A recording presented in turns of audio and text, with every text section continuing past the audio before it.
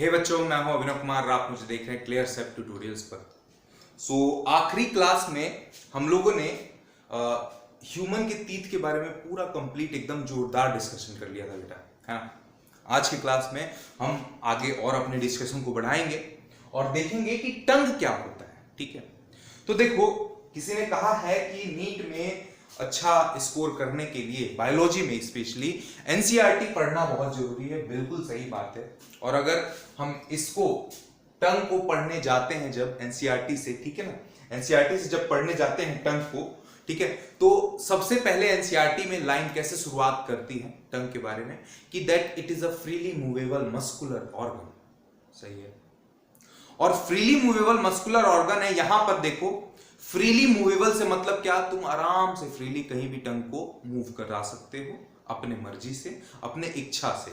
ठीक है, अपनी इच्छा से मतलब क्या कि इसका जो एक्शन होगा वो कैसा होगा, वॉलंटरी होगा। यहां पर कैसा एक्शन होगा, वॉलंटरी। अपनी इच्छा से अगर तुम मूव करा पा रहे हो टंग को तो वो कैसा एक्शन होगा, वो एक्शन होगा वॉलंटरी। दूसरी बात, तो वॉलंटरी एक्शन होगा। इसका मतलब अगर वॉलंटरी एक्शन है तो यहां पर जो मसल्स लगे होंगे टंग के अंदर वो कौन से मसल्स होंगे, स्केलेटल मसल। कौन से मसल्स होंगे, स्केलेटल मसल। मतलब स्केलेटल मसल है टंग में, स्केलेटल मसल है, तुम अपनी इच्छा से मूव करा सकते हो, वॉलंटरी है, ठीक है, और फ्रीली मूवेबल है। देख के मूव करके हिला के देखना, ठीक है, पूरा जीभ को सही है, शीशे के सामने आराम से हिलेगा। क्लियर है, कोई दिक्कत है? अब समझना, ध्यान से देखना बेटा। तो ये पहली बात अपनी एनसीईआरटी में स्टार्ट होती है। अभी मैंने एनसीईआरटी का बस एक सेगमेंट देखा है, एक स्टेटमेंट का जस्ट एक सेगमेंट की बात कर रहा हूं मैं। तो क्या लिखती है NCERT, that it is a freely movable muscular organ. It is a freely movable muscular organ. क्या सही है ना। पहला सेगमेंट हो गया। एक ही स्टेटमेंट का मैं तोड़ तोड़ के लिख रहा हूं। दूसरा सेगमेंट क्या होता है इस स्टेटमेंट का, देखो। दूसरा सेगमेंट होता है कि जो टंग है वो ओरल कैविटी के फ्लोर से अटैच रहती है with the help of frenulum. किससे? With the help of frenulum. ठीक है ना। मतलब कि जो ओरल कैविटी है, समझना, हमारा जो ओरल कैविटी का फ्लोर है वो टंग को पकड़ के रखता है ताकि टंग मतलब पीछे भाग ना जाए। सही है, ठीक है। तो पीछे भाग ना जाए वो पकड़ के रखता है with the help of frenulum. ये दिख रहा है ना, ये आपका फ्रेनुलम है। सही है, ठीक है ना। तो ये है आपका टंग, देखो यहां पर, ठीक है। It is attached to floor of oral cavity with the help of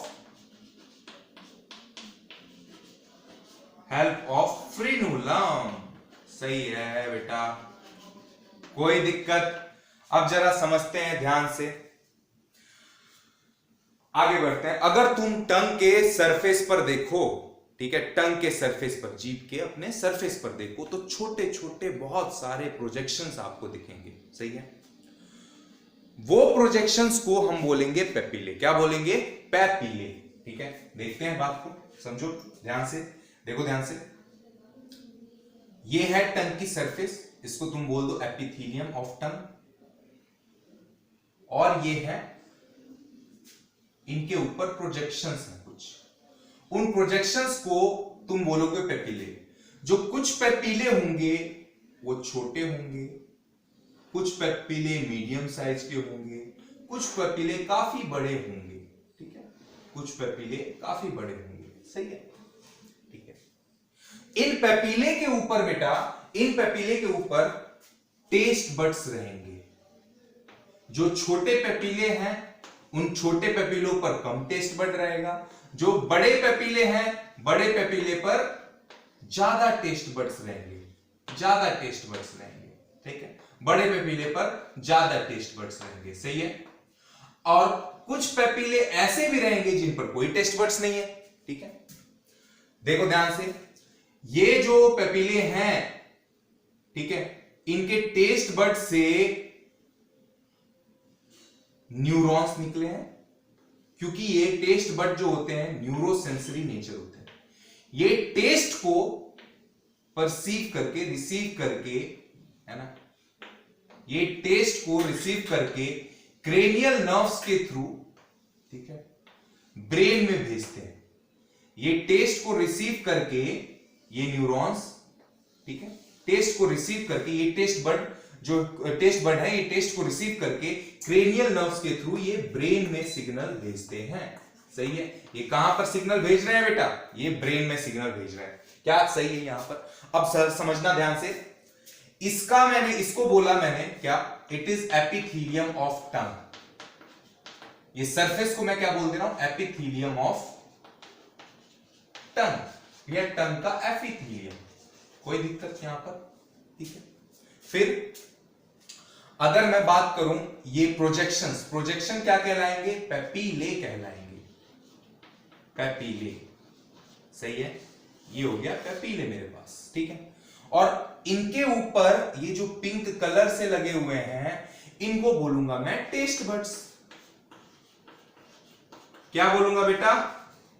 इनको बोलूंगा मैं टेस्ट बड्स। सही है? ये हमारे हो जाएंगे टेस्ट बड्स।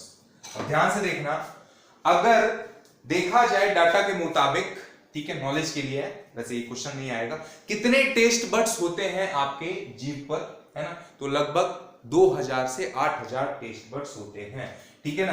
तो ऑन एन एवरेज, देखो, ऑन एन एवरेज,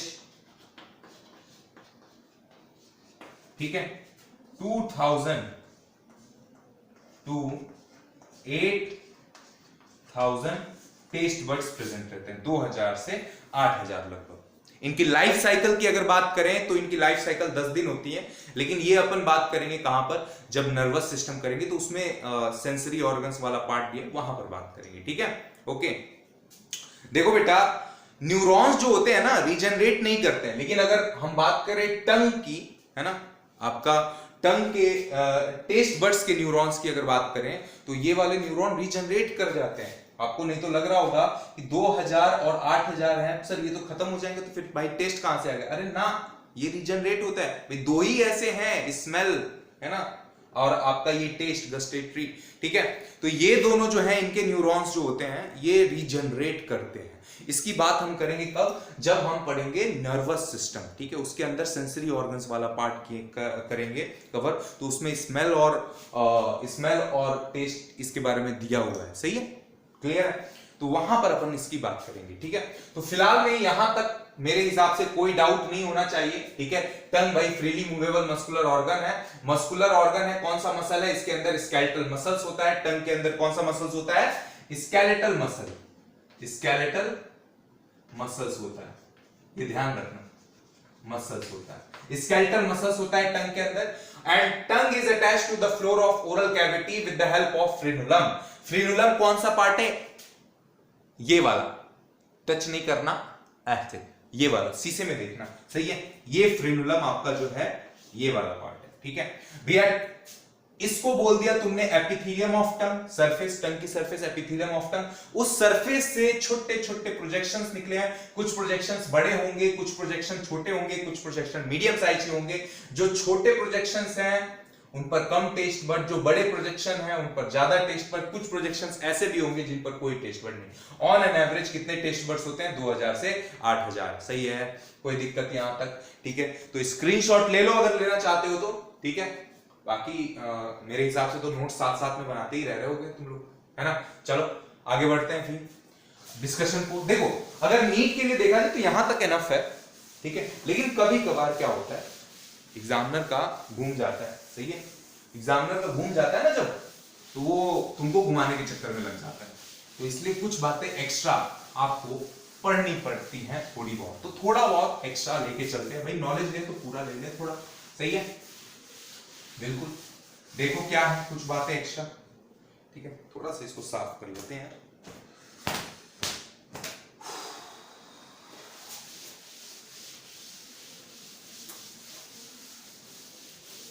देखा, ध्यान से देखना बेटा, बहुत ध्यान से समझते रहना एक एक चीज को, बिल्कुल भी अब अपनी अलर्टनेस को भंग नहीं करेंगे, सही है ना। देखो अगर देखें हम तो यहां पर तो हो जाएगा अपना टॉन्सिल ले लेते हैं। टॉन्सिल क्या है? एक लिम्फॉइड ऑर्गन है टॉन्सिल्स, है ना। टॉन्सिल्स क्या है? एक लिम्फॉइड ऑर्गन है। खैर इसकी बातें बाद में करेंगे। और यहां पर अपना क्या हो जाता है? ये हो जाता है जिह्वा, ये हो जाता है टंग। और टंग पर हम देखें बेटा तो इस एरिया पर यहां पर लगभग 8 से 12 या 10 काउंट मत करने लग जाना, ठीक है ना। ये होते हैं आपके सबसे पहले पेपिले, जो सबसे बड़े होते हैं पेपिले, ऐसे पेपिले जो सबसे लार्जेस्ट होते हैं, जिनको तुम बोल देते हो सर्कमवैलेट पेपिले। क्या बोल दोगे? सर्कमवैलेट पेपिले, वैलेट पेपिले।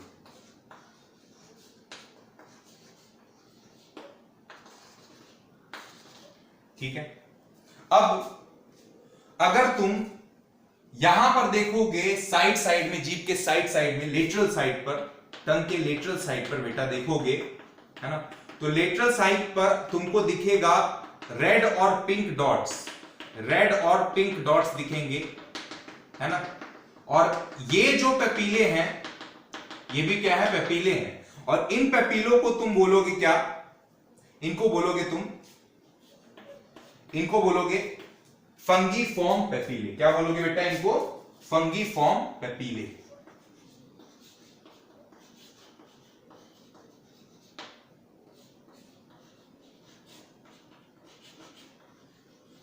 फंगीफॉर्म पेपीले, सही है। अब फंगीफॉर्म पेपीले अगर देखें हम, ठीक है, अच्छा डिटेल बाद में बताते हैं, पहले पूरे लेबलिंग तो कर लें, ठीक है। देखो अब बीच में अगर देखोगे बेटा यहां पर, तो यहां पर बीच के अंदर सेंटर में होते हैं आपके फिलीफॉर्म पेपीले। कौन से? फिलीफॉर्म पेपीले होता है बेटा। कुछ बातें इनकी ध्यान रखनी है, ठीक है। कैसे? देखो सर्कमवैलेट पेपीले जो है मिलके क्या बना रहे हैं? इन्वर्टेड शेप बना रहे हैं। तो सबसे पहला कैसा इन्वर्टेड शेप? कैसा inverted shape? V, inverted V shape, उल्टा वी, ठीक है। तो ये क्या बना रहे हैं बेटा? ये बना रहे हैं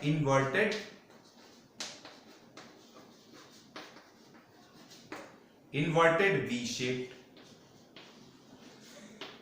तीनों टाइप के पेपीले में से सर्कमवैलेट पेपीले जो होते हैं वो लार्जेस्ट होते हैं। दूसरा पॉइंट ये क्या होते हैं? लार्जेस्ट होते हैं। क्लियर है? ठीक है। अगर देखा जाए इनका नंबर जो होता है, ठीक है ना, इनका नंबर जो होता है ये लगभग 8 से 12 होते हैं। कितने होते हैं? 8 से 12, 8 to 12 इन नंबर, मतलब सबसे कम नंबर है भाई साहब, है ना। लेकिन तभी भी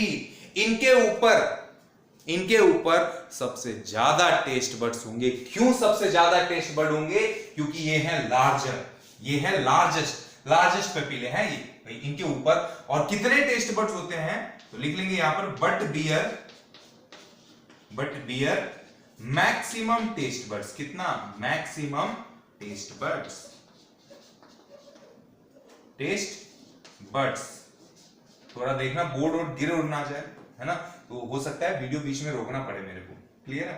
बोर्ड गिर भी सकता है, बड़ा हिल रहा है, सही है, ओके, है ना। यहाँ पर कील लगा दी है मैंने, वो पता नहीं बार बार वो कील अंदर जा ही नहीं रही है। अब लग रहा है कि कुछ उसको बार बार ठोकना पड़ रहा है, ठीक है, तो हिल रहा है। हो सकता है बीच में वीडियो इंटरप्ट हो जाए, ठीक है। तो पहले से इन्फॉर्म कर दे रहा हूँ, तो नेक्स्ट टाइम में रिकॉर्ड करके आगे पढ़ा सकता हूँ। वैसे कोशिश करता हूँ, ज्यादा बचा नहीं है, आराम से पकड़ के इसको पढ़ा देते हैं, ठीक है। तो ये हो गया आपका 8 to 12 in number but bear maximum taste bud. यहां तक क्लियर है बेटा। अब इसके बाद हम देखते हैं क्या? फंगीफॉर्म पेपीले। अगर तुम फंगीफॉर्म पेपीले की बात करते हो तो ये जो होते हैं लेटरल साइड पर प्रेजेंट होते हैं, प्रेजेंट ऑन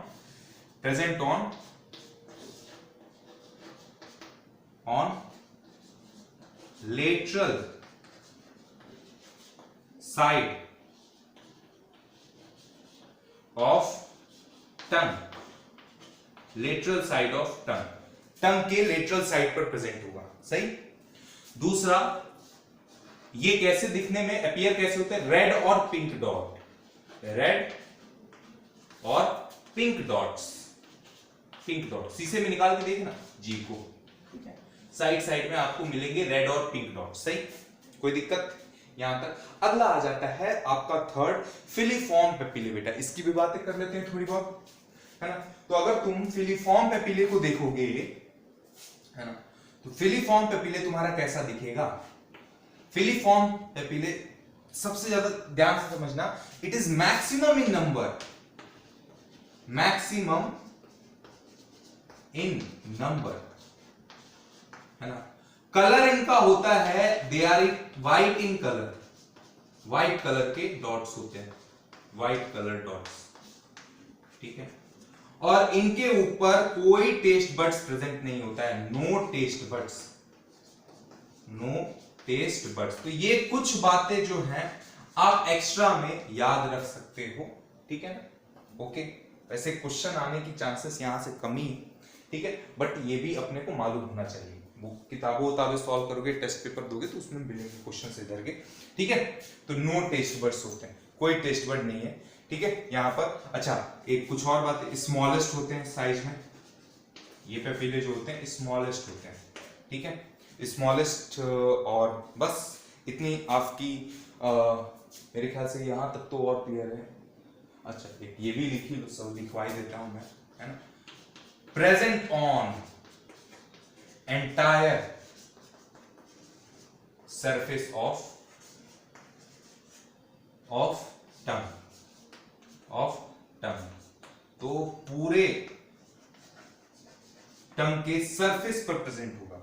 कुछ बच्चे बोलते हैं कि सर क्या इनकी पोजीशन फिक्स है। देखो सर्कमवेलेट तो मोस्टली वहीं रहेंगे, ठीक है, लेकिन अगर फंगी फॉर्म की बात करें तो ये लेटरल साइड में भी रहेंगे और कुछ कुछ जो है थोड़ा थोड़ा कभी कभार बीच में भी रहेंगे, कहीं, ठीक है। लेकिन अगर फिलीफॉर्म पेपिले की बात करें तो ये मेजरली कहां पाए जाते हैं, आपके टंग के, ठीक है, पूरे सरफेस पर पाए जाते हैं, सबसे ज्यादा बीच में ही पाए जाते हैं, क्लियर है। इन पर कोई टेस्ट बड नहीं होता है, तो मेरे हिसाब से अब कुछ बचा नहीं है इसके अंदर। ये हमारा था बेटा टंग, मेरे हिसाब से आपको समझ में आया होगा। नेक्स्ट आगे के लेक्चर में अपन डिस्कस करेंगे, ठीक है। तब तक के लिए पढ़ते रहिए, खुश रहिए, ठीक है। चलो मिलते हैं नेक्स्ट क्लास में। जय हिंद बच्चों, ठीक है।